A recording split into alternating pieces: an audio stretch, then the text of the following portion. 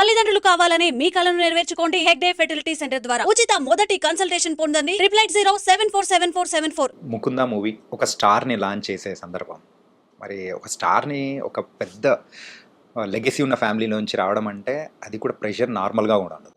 ముందు 2 హిట్స్ ఉన్నా కానీ మరి థర్డ్ మూవీ వచ్చేటప్పటికి లాంచ్ చేసే టైంలో మీరు తీసుకున్న ఆ ప్రెషర్ కానీ ఎట్లా ఉంది సార్, అసలు ఎట్లా హ్యాండిల్ చేశారు అసలు? అంటే అది పెద్దగా అంటే మీరు అన్నట్టుగా నాకేమనిపించలేదండి. కథ మెయిన్ కదా, కథను బేస్ చేసుకుని అది సినిమాట్లో జరుగుతుంది. కానీ ఆ అబ్బాయి ఫోటో మా అసిస్టెంట్ డైరెక్టర్లో కిషోర్ లేకపోతే ఎవరో చూపించారండి, సతీష్ అని, వరుణ్ గారిది. ఇలాగ ఈ అబ్బాయిని కూడా లాంచ్ చేస్తారంటండి. నా దగ్గర ఉన్న కథ ఇలాగ ఆల్రెడీ తెలుసండి. అది యాక్చువల్గా గొల్లబామ టైటిల్ అండి. ఏం సార్? గొల్లబామ. ఓకే. అయితే అది ఏదో అలాంటి టైటిల్ పెట్టకూడదని అక్కడ ఏదో ఇష్యూ ఓకే నడుస్తుందని చెప్పారండి. సో దానివల్ల ముకుందాన్ని మార్చాల్సి వచ్చింది. ఓకే. సో ఆ టైటిల్ తోటి ఉన్న కథ మీ దగ్గర ఉంది కదండి, అందులో కుర్రాడు కొత్తోడే కావాలంటున్నారు కదా, ఈ అబ్బాయి బాగుంటాడని మా వాళ్ళు చూపించారు. అప్పుడు కొంచెం బొద్దుగా ఉన్నాడు అబ్బాయి, వరుణ్ తేజ్. ఓకే. ఆ నెక్స్ట్ డే నేను వాళ్ళ ఇంటికి వెళ్ళి అడిగి వచ్చేసాను. అప్పుడు ఇంకా సీతమాటలో షూటింగ్ కూడా అవ్వలేదు. ఓకే. కంటిన్యూ అవుతూ ఉండింది. మధ్యలోనే నేను డైరెక్ట్గా నాగబాబు గారికి చేసి వాళ్ళ ఇంటికి వెళ్ళి ఇలాగ నెక్స్ట్ సినిమా ఈ అబ్బాయితో అనుకుంటున్నానండి, మీకు ఒక ఇంట్రొడ్యూస్ చేసి ఉద్దేశం ఉంటే నేను చేస్తానండి అని చెప్పి అడిగాను. ఓకే. కానీ దానికి మ్యూజికల్ వైజ్ కానీ అండ్ దాని స్టోరీ వైజ్ కానీ ఒక డిఫరెంట్ అప్లాజ్ అనేది కూడా చాలా వరకు వచ్చింది సార్. అదే సక్సెస్ఫుల్ అయింది. ఈ సక్సెస్ అన్ని చూస్తున్న సందర్భంలో ఒక డౌన్ఫాల్, అంటే ఇండస్ట్రీలో డౌన్ఫాల్ అనేటప్పటికీ ఒక మూవీ ఒక ఫ్లాప్ అనేది కూడా. మరి బ్రహ్మోత్సవం మూవీ టైంలో అంత ఫ్యామిలీని అందరినీ తీసుకున్నారు, ఒక డిఫరెంట్ స్టోరీ టైప్లో తీసుకున్నారు, కానీ ఎక్కడ మిస్ అయింది అనుకున్నారు సార్? ఖచ్చితంగా స్క్రిప్టేనండి. సినిమా తేడా వచ్చిందంటే దాని అర్థం ఏముండదండి. మన స్క్రిప్టులో మనం ఏదో నమ్ముతాం, అది బాగానే ఉంటుంది కదా అనుకుంటాం. మేబీ ఆ టైంలో అంత గ్రిప్గా ఆలోచన లేకపోవటం అవ్వచ్చు. మిస్టేక్స్కి మనం కారణాలు ఎత్తుక్కుంటూ వెళ్తే చాలా ఉంటాయండి, అది అనవసరం కూడా. అండ్ దాని తర్వాత నారప్ప, మరి మరొకసారి వెంకటేష్ గారితో అప్పటి వరకు చూసిన ఒక సాఫ్ట్ కార్నర్లో ఉన్న శ్రీకాంత్ అడ్డాల గారు ఒక్కసారిగా వైలెంట్గా, అది మరీ వైలెంట్గా మారిపోవడానికి రీజన్ ఏంటి సార్? అందరూ నిజంగా షాక్ అయిపోయారు. ఏంటి చాలా 1-2 సార్లు ఈవెన్ గూగుల్లో చెక్ చేసినా ఉండే ఉంటారు అనిపిస్తుంది. ఎందుకంటే నిజంగా శ్రీకాంత్ అడ్డాల గారేనా అని ఒకసారి క్రాస్ చెక్ చేసుకున్న సందర్భాలు ఏంటి సార్? సడన్ చేంజ్ ఏం కాదండి, అది అదే నాకు మామూలుగా ఏంటంటే అన్ని కథలు చేయాలని ఉంటుందండి. ఓకే. ఇప్పుడు నేను చాలా ఇంట్రెస్ట్లో అంటూ ఉంటాను, బట్ మనకు అవకాశం లేకపోతే సిచ్యువేషన్ రావాలి కదా. ఈ కథ ఆ కథ అని ఏముండదండి. సో జానర్ని మనం అది కన్వెన్షన్స్ని మనం అడాప్ట్ చేసుకోవటం, దానికి తగ్గట్టుగా మనం ప్రిపేర్ అవ్వటం, మన టెక్నీషియన్స్ తోటి చేయించుకోవటం. ఓకే. ఇది మెయిన్ బేసిక్గా. కాదు నువ్వు ఇలాంటి సినిమాలే తీస్తే ఇలాంటి సినిమాలని ఆదరిస్తారు, లేకపోతే ఇలాంటి నీకు ఇష్టపడతారు అంటే అది మనం బ్రేక్ చేసేగలిగితే బ్రేక్ చేయొచ్చు అండి. ఓకే. మన it is up to us. మనకుండే గట్స్, మనకుండే ఆలోచన విధానం, మనకు కలిసి వచ్చే విషయాలు. కాబట్టి అప్పుడు అసురన్ మూవీ చూసినప్పుడు అది కూడా మళ్ళీ సేమ్. తర్వాత కూచిపూడి వారి వీధి అని ఒక సబ్జెక్ట్ ఉందండి నా దగ్గర. ఓకే. కూచిపూడి వారి వీధిలో అని, అది మళ్ళీ ఫ్యామిలీ మూవీ, టోటల్గా కజిన్స్ గురించిన ఒక సబ్జెక్ట్ అది. యాక్చువల్గా దాన్ని ఏం చేసుకుంటూ ఉన్నాను వర్క్ ఇమీడియట్గా. తర్వాత సెట్ బ్యాక్ వచ్చింది.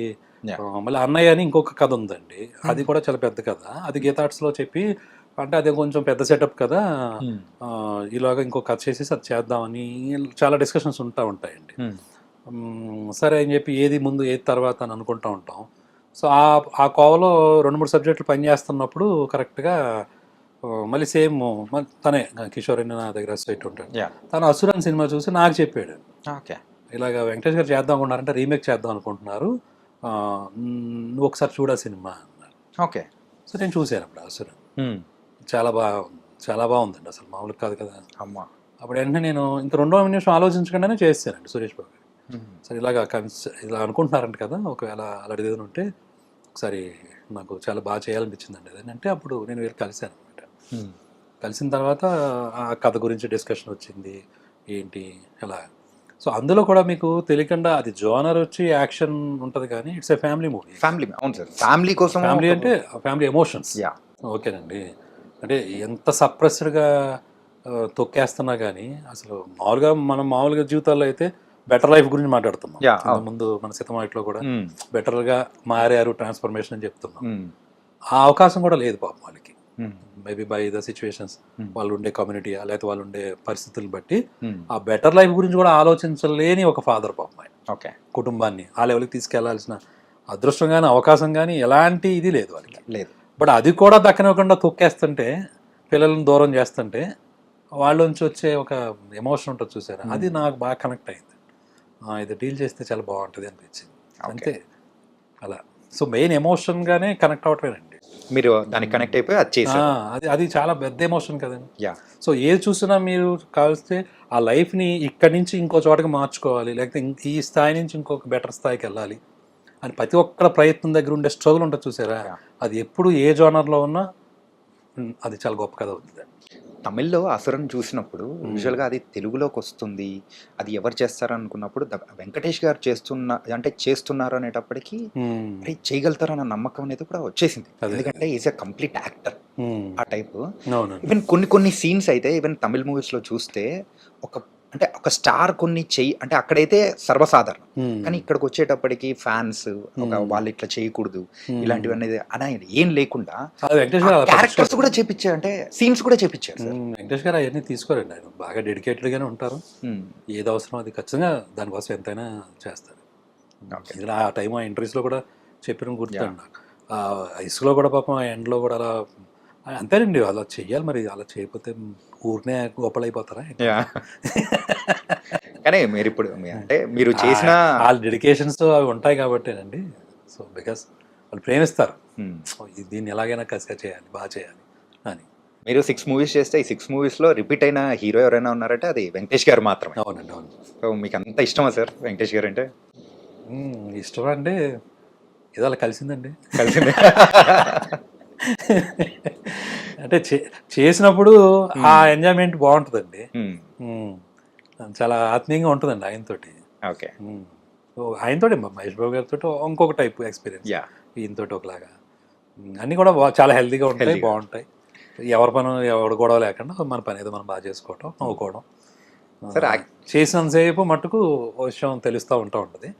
ఆ వర్క్ ప్రాసెస్ని బాగా ఎంజాయ్ చేయొచ్చు. కానీ మీరు చిన్నోడు పెద్దోడిని మాత్రం వదలలేదు, ఇద్దరితో కలిసి 2 మూవీస్ చేశారు. ఓకే. అవును సార్, వీళ్ళందరూ ఓకే అయితే మీరు చేసిన మూవీస్లో ఎక్కువ మూవీస్ 5 మూవీస్కి మిక్కీ జే మేయర్ గారే, ఏంటిది కారణం? దీనికి మణిశర్మ గారు అండి. అవును సార్. నారప్పకి మణిశర్మ, పెద్ద కాపుకి కూడా మిక్కీ జే గారు. పెద్దగా మిక్కీ జే మేయర్. ఓకే, 5 మూవీస్ అండి. 5 మూవీస్ సార్. అంటే ఆయనతో ఫస్ట్ సినిమా నుంచి ఒక ర్యాపో కుదిరిందండి. ఇంకా అలవాటు నాకు స్వేచ్ఛ ఉంటుంది ఎక్కువ, ఇది మార్చండి అది మార్చండి అని చెప్పడానికి నాకేమీ హెసిటేషన్ ఉండదు. కానీ వేరే వాళ్ళని కొత్త వాళ్ళని పెట్టుకుంటే మళ్ళీ అడగలేవని కాదండి. బట్ ఈయన దగ్గర ఉండే ఒక చొరవ, ఈయన దగ్గర ఉండే ఒక ఫ్రెండ్షిప్ లాగా దాంట్లో చేసుకోవడం నాకు ఈజీ అయింది అంతే.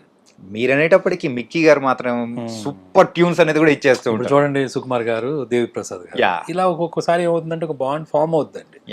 దాన్ని మనం కంటిన్యూ చేయొచ్చు, లేదా మనం బ్రేక్ చేసుకుని కొత్త ప్రయోగం కూడా చేసుకోవచ్చు అండి. దానికి ఏమి ఇదే ఉండదు, ఇలాగే చేయాలని లేదు. బట్ ఎందుకు అది కొన్నిసార్లు ఏమవుతుందంటే ఆ వైబ్ కొనసాగుతూ ఉంటుంది, మనకి బాగానే ఉంది కదా, మంచిగా జరుగుతుంది కదా అనేది ఒక పాయింట్ అనమాట. అలాగే చోటా గారితో కూడా ఎక్కువ మూవీస్ చేశారు. 2 చేశానండి, పెద్ద కాపు, కొత్త మంగళలోకం, పెద్ద కాపు. అవునండి. ఏంటి సార్ అది రీజన్ ఏంటి సార్? Same bonding. అది నాకు ఆయనతో ఏంటంటేనండి, మన కొత్త బంగాళలోకం గుర్తుందండి నాకు. వాళ్ళందరూ బాగా చిన్న పిల్లలండి, అదే 16 ఏళ్ళు ఆ టైం కదండి. సో హీరో కూడా హ్యాపీ డేస్ చేశాడు అంతే. అండ్ మేము మళ్ళీ కొత్త వాళ్ళం, నేను ఫస్ట్ టైం డైరెక్షన్. సో ఒక ఎక్స్పీరియన్స్ ఉంటే ఆయన ఈవెన్ చోటగారిది ఎలా ఉంటుందంటే ఆయన మొత్తం భుజం మీద వేసి వెళ్ళిపోతూ ఉంటాడు. మొత్తం అవన్నీ ప్రొడక్షన్ మేనేజర్లు ఆలోచించి కూడా ఈయన ఆలోచించి ముందర అయిపోతుంది ఏంటి, చాలా వరకు ఆయన ప్రొడ్యూసర్ సైడేనండి. ఆయన అసలు ఎట్టి పరిస్థితుల్లో ప్రొడ్యూసర్ సైడే ఉంటాడు ఆయన. దాని అర్థం ఏంటంటే మనల్ని కూడా కలుపుకుని, ఈవెన్ అందరినీ కలుపుకుని ఆయన పాయింట్ ఆఫ్ వ్యూలో ఏంటి ఎలా చేయాలి ఏంటనే దగ్గర చాలా అడ్డం పడతాడండి గట్టిగా. సో నాకు మళ్ళీ ఈ అబ్బాయి కూడా కొత్త అబ్బాయి, అలాగే టీంలో కూడా చాలా మందిని కొత్త వాళ్ళని తీసుకున్నారండి అప్పుడు ఈ పెద్ద కాంపిటీషన్లో కూడా. సరే, ఒక సైడ్ మనం ఫ్రీగా ఆలోచించుకుంటూ ఉండాలి, ఇదంతానేమో వేరేగా ఉంది. సో బెటర్ అప్పుడు కొత్త బంగాళలోకంలాగే కొంచెం ఆలోచన వచ్చి మీరే చేయండి సార్ అని చెప్పేసి అప్పుడు అలా. మరి పెద్ద కాపు ఏంటి సార్ అది? యాక్చువల్గా ఆ టైటిల్ పెట్టడం వల్లే సో ఆ నెగిటివ్ రిజల్ట్స్ అనేది కూడా వచ్చిందని అనుకోవచ్చా?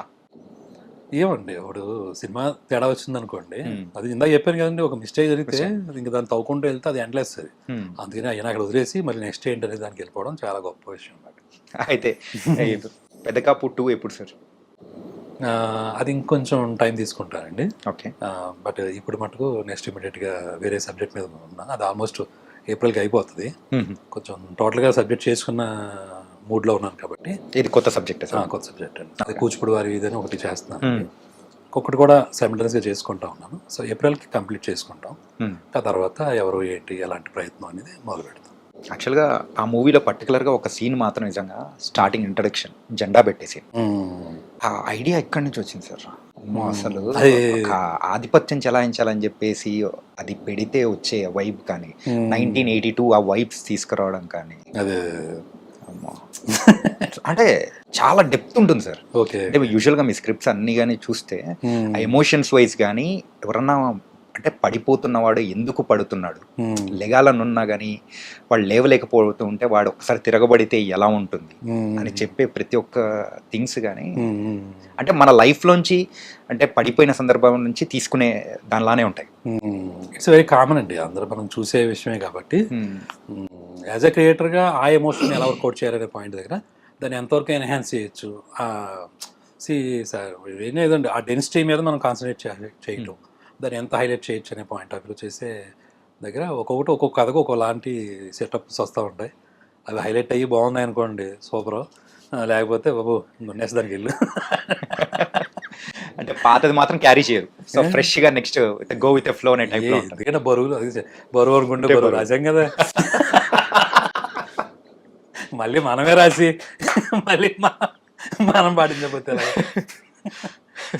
దానికి పర్ఫెక్ట్ నిర్వచనం శ్రీకాంత్ అడ్డాల గారు. ఓకే సార్, మీ మూవీస్ లో వన్ లైనర్లు భలే ఉంటాయి సార్. ఒక్కసారి ఇంకోసారి అదొకటి అయితే ఇంకోటి ఏకాడా అవునండి అని. అండ్ రీసెంట్ గా వచ్చిన దీనిలో కూడా కొంచెం ఎమోషనల్ గా ఉంటది, పెద్ద కాపులో కూడా వాడికి ఎంత ఉంటే మనకి ఎంత ఉంటుంది అని చెప్పేసి అది కానీ అలా ప్రతి ఒక్క మూవీలో ఒకటి కామన్ గా పెట్టుకుంటారా సార్? ఎట్లా సార్ అది? అది ఏం ప్లాన్గా ఏం జరగదండి, మేబీ ఆ ప్యాటర్న్ వస్తుందండి మరి తెలియకుండా. ఇప్పుడు ఇంటెల్ కార్పొరేషన్ షిప్ ఎప్పుడు ఒకలాగే ఉంటుంది కదా, మన షిప్ కూడా అలాగే ఉందేమో. ఇంకా దాని నుంచి సెల్ ఫోన్లో దాని నుంచి కంప్యూటర్లు తయారవుతుంటాయి. సో బేసిక్ షిప్ అలా ఉన్నట్టు ఉంది, బిల్ట్ అలాగే ఉంది. Okay sir,